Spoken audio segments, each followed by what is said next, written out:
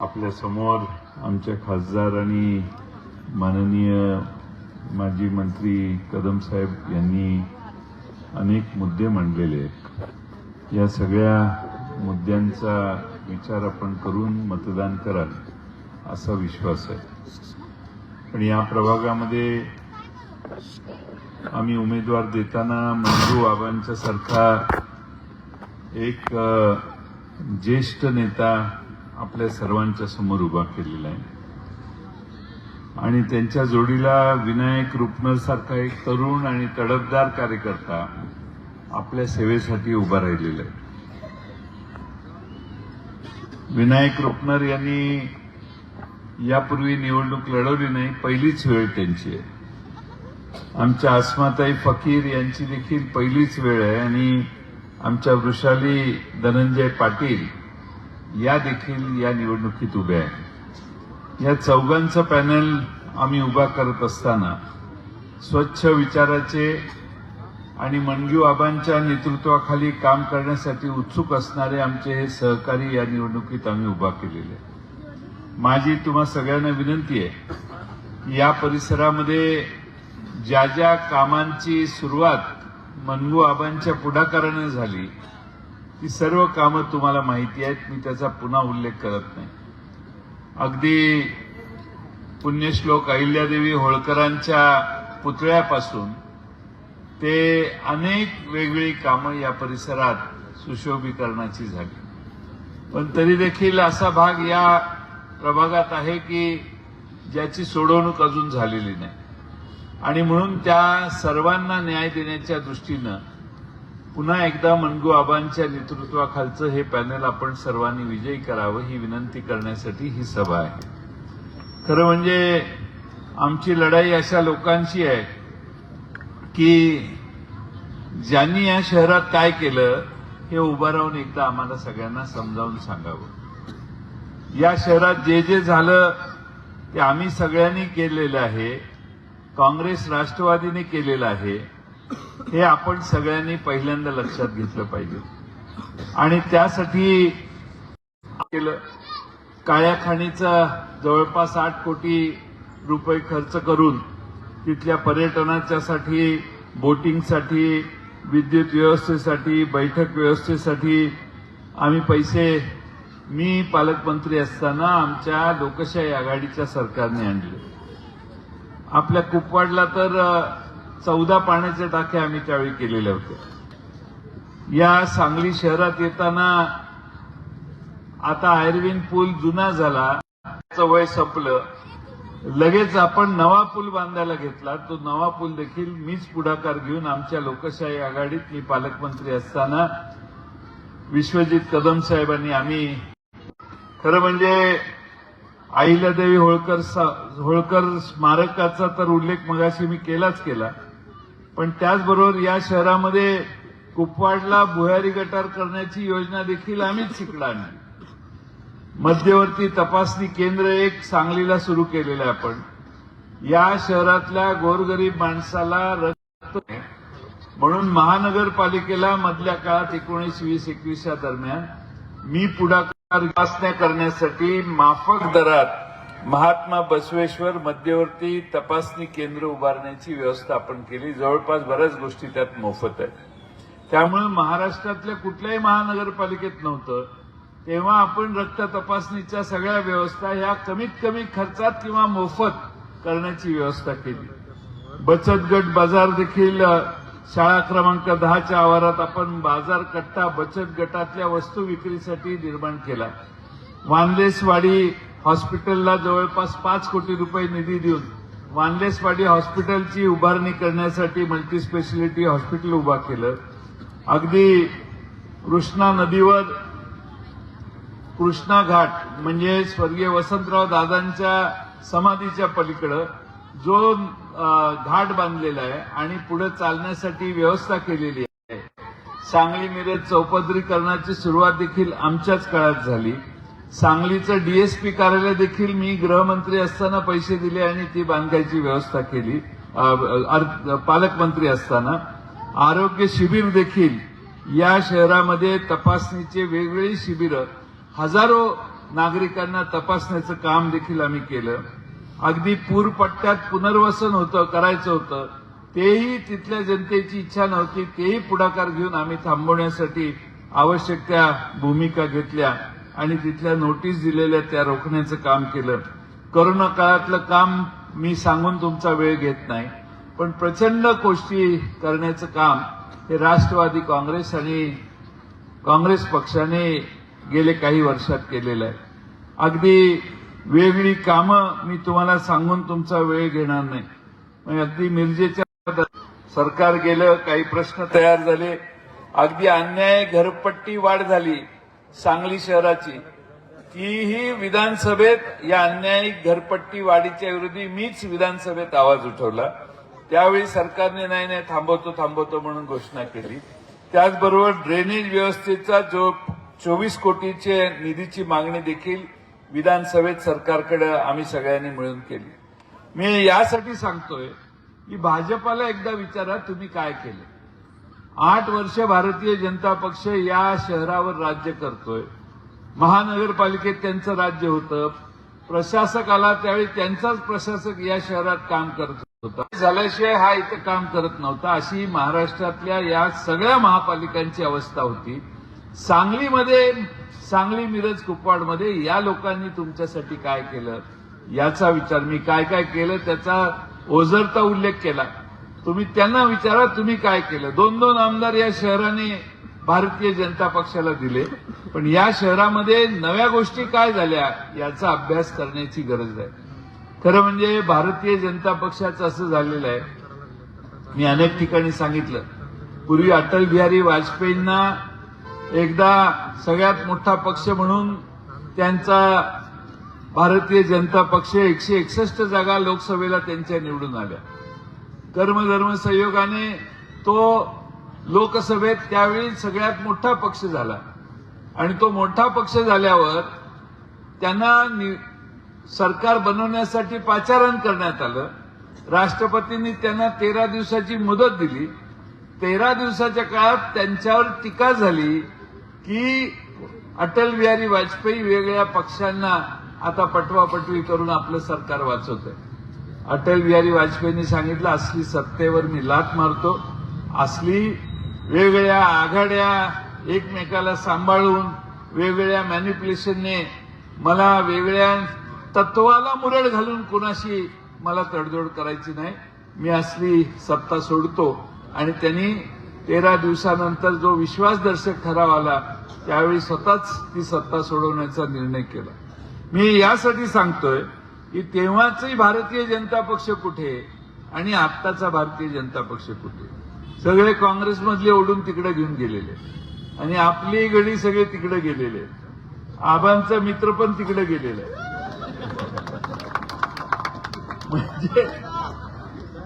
म्हणजे काँग्रेसने आयुष्यात सगळं दिलं आणि तुम्ही काँग्रेस सोडता. लोक प्रश्न विचारली पाहिजे. तुम्ही आजपर्यंत काँग्रेसला मतदान करणारे सगळे या राज्यावर ही भूमिका घेऊन काम करणारे तुम्ही सगळे, मतदान देखील कायम तसंच तुम्ही केलं.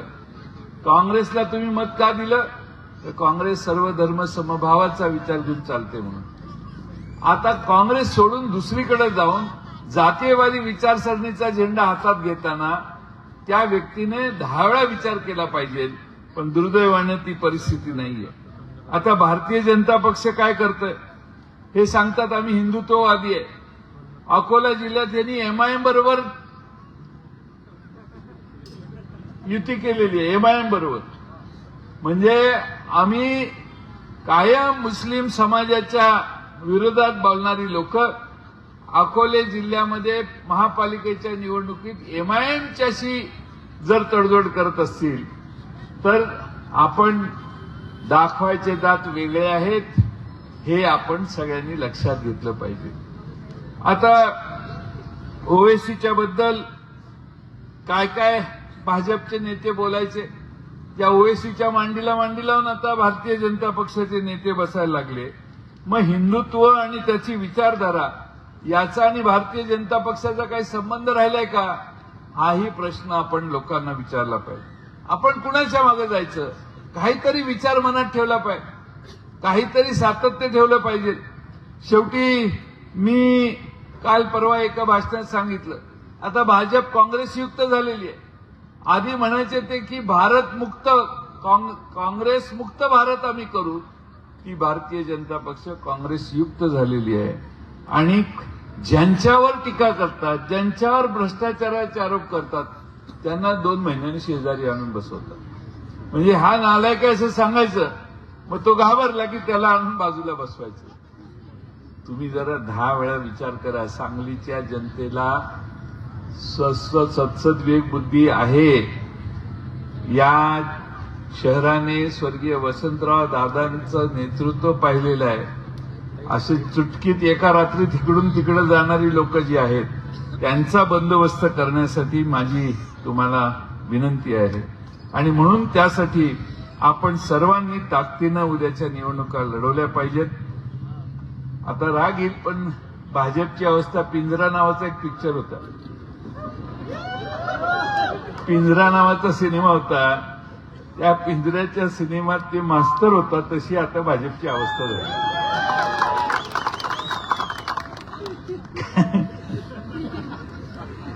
मी मास्तराला तमाशाचा नाद इतका लागला की तोच तुंतुन हातात घेऊन सर्वात पुढे उभा राहायला लागला. तशी अवस्था झालेली आहे. एक सहज सांगतो, ये बंद करने आए थे तवायफों के कोठे. हे सांगायचे की नाही, खाने न दूंगा, खाऊंगा न खाऊंगा, न खाने दूंगा. त्यासाठी ये बंद करने आए थे तवायफों के कोठे, मगर सिक्कों की खनक सुनकर, मगर सिक्कों की खनक सुनकर खुद ही मुजरा कर बैठे. असा प्रॉब्लेम आहे सगळं. आणि म्हणून अकोला काय, अमरनाथला काँग्रेस बरोबर आघाडी केली. ती काँग्रेसवाल्यांनी काढून टाकल्यावर काँग्रेसवाले हे सगळे अपक्ष झाले. पण काँग्रेसने हे स्वीकारलेलं नाही. पण यांना कुणाशी सत्तेसाठी आघाडी करायला काही वाटत नाही. आणि म्हणून आपण मतदान कुणाला करायचं, त्याला काही कॅरेक्टर आहे, ज्याला काही नीतिमूल्याची चाड आहे, ज्याला पक्ष बदलण्याची इच्छा आहे, ते कितीही मोठे असोत, कितीही मोठ्या घरातले असोत, तर तुम्ही सामान्य माणसं उभी केलेली आहेत. आम्ही त्यांच्या मागे तुमची ताकद उभी करा.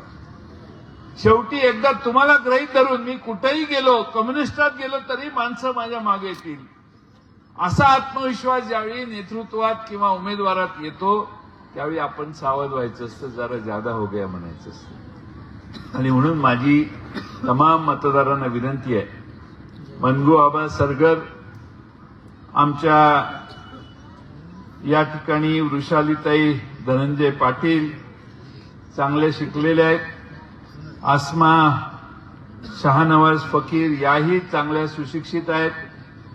इलेक्शनच्या टॅक्टिक कमी असतील. तुम्ही असं काय अपेक्षा करू नका की समोरचा जे करेल तेच आमचा उमेदवार करेल. आमची साधी माणसं आहेत, सरळ मार्गी माणसं आहेत. यावेळी सरळ मार्गी माणसाच्या मागं आपण कृपा करून मागं उभं राहण्याची तुमची नैतिक जबाबदारी आहे.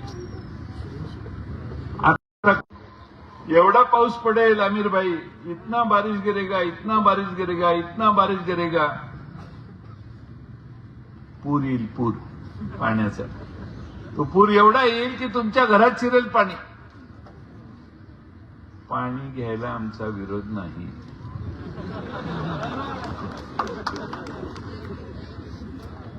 आम्ही उभं नसतं केलं हे पॅनल तर तुम्हाला पाणी त्यांनी कशाला दिलं असतं. त्यामुळे त्याचं श्रेय आमचंच आहे हे लक्षात घ्या. आता किती थेंब पडणार, 1 थेंब पडणार, 2 थेंब पडणार, 3 थेंब पडणार का 4 थेंब पडणार, लय टेन्शन मनगू आबानी ह्यांनी दिलं तर 5-6 थेंबावर पण जाईल. पण ढग आहे की नाही, ढगाचा अनुभव मी सगळीकडे सांगतोय. आता आकाशात ढग तयार होतो, त्याच्यात पाणी नसतं. पाणी पृथ्वीवरचं आपलं पाणी असतं.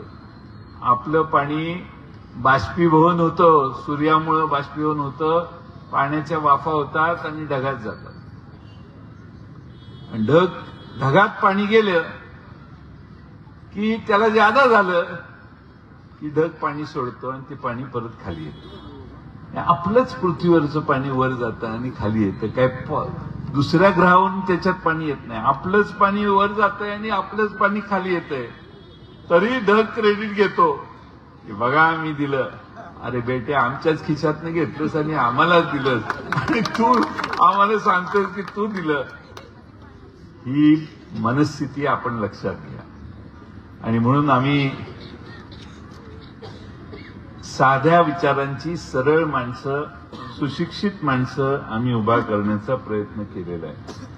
मी तुम्हाला आमच्या या 14 उमेदवारांच्या वतीनं, मी असेल, विश्वजित कदम साहेब असतील किंवा विशाल पाटील साहेब असतील, आम्ही सगळे तुम्हाला विश्वास देतो की मंगू आबांच्या नेतृत्वाखालचे हे चारीच्या चारी पॅनल, 14चं पॅनल हे पूर्ण ताकदीनं मोठ्या बहुमतानं विजयी करा. हा विजय यासाठी आवश्यक आहे की ज्यांनी पक्ष बदलले त्यांना हिसका दाखवा. हीच वेळ आहे. विचाराच्या मागे सांगली राहते हे दाखवण्याची हीच वेळ आहे. स्वर्गीय वसंतराव दादांच्यावर या सांगलीनं प्रेम केलं. त्या दादांच्या विचाराने बहुजन समाजाच्या मागे खस्ता खाणारे प्रयत्न करणारी काँग्रेस आणि राष्ट्रवादी काँग्रेस हीच खरी काँग्रेस आहे. हा विचार करून तुम्ही काँग्रेसच्या विचाराच्या मागे राहण्याचं काम करा. एवढीच विनंती करण्यासाठी आलोय. मध्ये मी त्या चैत्रबन नाल्याच्या तिकडे गेलो. मी त्याला 10 कोटी दिले. आबा बरोबर आहे ना? मी पालकमंत्री असताना 10 कोटी रुपये दिले. तो चैत्रबन नाला झाला, त्याच्यावर आता जलपर्णी उगवलेले आहेत. महापालिकेला जलपर्णी देखील स्वच्छ करता आलं नाही आणि जवळपास काम अपूर्णच सोडलंय त्याचं अजून. आणि त्यामुळे 200 घरामध्ये पाणी जाण्याची पाळी यायला लागलेली. पण चैत्रबन नाला हा पूर्ण आमचं सरकार या शहरात महापालिकेत येईल तरी हा चैत्रबन नालाही आम्ही तुम्हाला पूर्ण करून देऊ. तुम्ही काही चिंता करू नका. त्याला आवश्यक असेल ती सगळी व्यवस्था आम्ही करू. मी तुम्हा सगळ्यांना एवढीच विनंती करेन की ही महापालिकेची निवडणूक ही तुमच्या विकासासाठी निवडणूक आहे. ही निवडणूक महापालिकेत काँग्रेस, राष्ट्रवादी काँग्रेसचं सरकार ज्यावेळी येईल, मी तुम्हाला विश्वास देतो की आमचे हे चारीच्या चारी सहकारी तुमची रात्रंदिवस सेवा करतील, तुमच्या मागे ठामपणानं उभा राहतील. या ठिकाणी आमचे वृषाली धनंजय पाटील हा माझा कार्यकर्ता आहे. धनंजय त्यांच्या पत्नी उभ्या आहेत. आमच्या या ठिकाणी शाहनवाज फकीर कुठे गेले? त्यांच्या पत्नी आमच्या आसमाजी या ठिकाणी उभ्या आहेत. आणि सगळ्यात तरुण आमचा विनायक कुठे गेला? विनायक आमचा हा उभा आहे. या सगळ्यांच्या मागे तुम्ही 4 जणांना समान मतं द्या. एका बॉक्सवर 4 बटणं दाबल्याशिवाय आणि 4 तुतार्या दाबल्याशिवाय, 2 तुतार्या आणि 2 हात दाबल्याशिवाय तुतारी वाजणार नाही. त्यामुळे 2 घड्याळ, 2 हात आणि 2 तुतार्या याचा प्रचार ऐकांना आवश्यक असणारी अशी महापालिका उभा करण्याचं काम, आपल्याला सेवा देणारी महापालिका उभा करण्याचं काम आम्ही सगळे करू. मंडू आबांनी ही त्यांच्या प्रभागातली दुसरी सभा आहे. आबा ना, दुसरी सभा आहे. आणि वेळ मिळाला तर आम्ही पुन्हा येऊ, पुन्हा येऊ. पण आबा आणि आमचे 3 असे 4 जण आमचे विजयी झाले पाहिजेत. मी आमीरभाईंचे आभार मानेन की आमीरभाईंनी अर्ज भरला, पण आम्ही सगळ्यांनी विनंती केल्यावर आमीरभाईंनी आपला अर्ज मागे काढून घेतो, मी काही निवडणूक लढवत नाही अशी भूमिका घेऊन त्यांनी आमच्या पक्षाचं काम सुरू केलेलं आहे. त्यामुळे आमिरभाई तुमचेही लाख लाख आभार मी मानेन, कारण तुम्ही पुढाकार घेऊन एक समजूतदारपणाची भूमिका घेतली. का तर मतांची विभागणी होऊ नये यासाठी. आणि म्हणून आमच्या या प्रभागामध्ये काही लोकांनी मतांची विभागणी करण्याचा डाव टाकलेला आहे. त्यामुळं आमच्या वृषालीच्या विरोधी आणखीन काही लोक आहेत, मनगू आबांच्या विरोधी काही उमेदवार उभे केलेले आहेत, तुमच्याही विनायकच्या विरोधात उभे केलेले आहेत, आमच्या आसमाताई फकीर असे त्यांच्या प्रत्येक प्रभागात असे अपक्ष माणसं उभी करायची, अति माणसं जादा माणसं उभी करायची, कारण जादा झाले, पाऊस जादा पडलाय त्यांच्याकडे. आणि आमच्याकडे काय आहे, लोक आमच्याकडे दुष्काळ पडेल म्हणून समजून तिकडे गेले. आणि आज मात्र महाराष्ट्रात सगळ्यांना आश्चर्य वाटतंय की सांगली महापालिकेमध्ये काँग्रेस राष्ट्रवादीकडेच आज गर्दी आहे, लोकांचा पाठिंबा आहे. आणि उद्याच्या निवडणुकीत आम्ही यशस्वी झाल्यावर महापालिकेच्या आयुक्तांसकट सगळे आम्ही तुमच्या दारात येऊ आणि तुमचे प्रश्न सोडवायला मदत करू, एवढाच विश्वास देतो आणि पुढे जाण्यासाठी आपल्या सगळ्यांची रजा घेतो. धन्यवाद.